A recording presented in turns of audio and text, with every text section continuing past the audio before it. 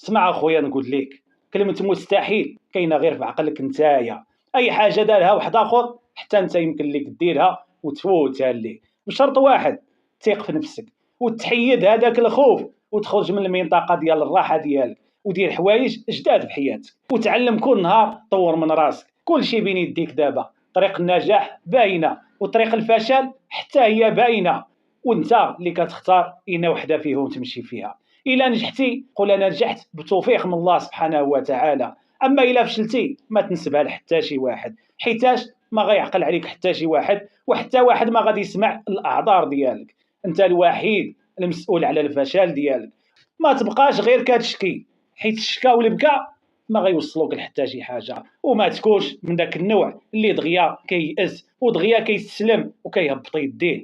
منين كيشوف الطريق بدات كتصعب والامور غادا وكتعقد، هنايا خاصك تعرف بانه حتى شي حاجه ما سهله وفي نفس الوقت حتى شي حاجه ما مستحيله.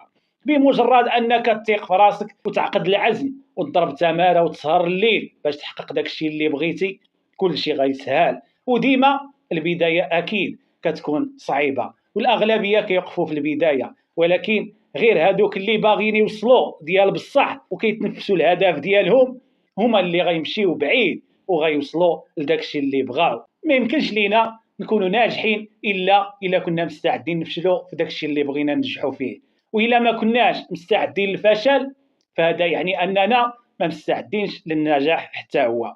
ودير في بالك ان اغلبيه هادوك اللي نجحوا فشلوا مرارا وتكرارا، ولكن عمرهم فكروا يهبطوا يديهم ويستسلموا، حيتاش الواقع الفشل الحقيقي هو الاستسلام.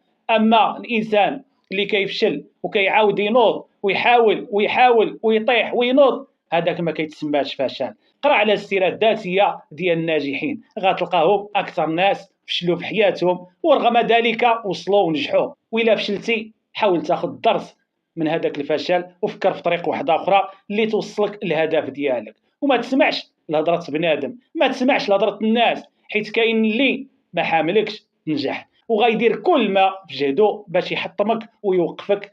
انت كون ذكي، خذ هذا الشيء كامل كحافز ليك باش توصل وتحقق داك الشيء اللي بغيتي، رغم انف اي حاقد جا في الطريق ديالك. ما تخلي حتى شي واحد يثبت لك بانك ما قادرش توصل. انت قادر دير شحال من حاجه كتعتقد انها مستحيله باش تحقق. حيد هذوك الحدود، نعم نعم، حيد هذوك الحدود اللي واضح في دماغك وحلم كبير وواصل التقدم، وان شاء الله ربي غيسر لك الامور وغيوفقك وغادي تنجح.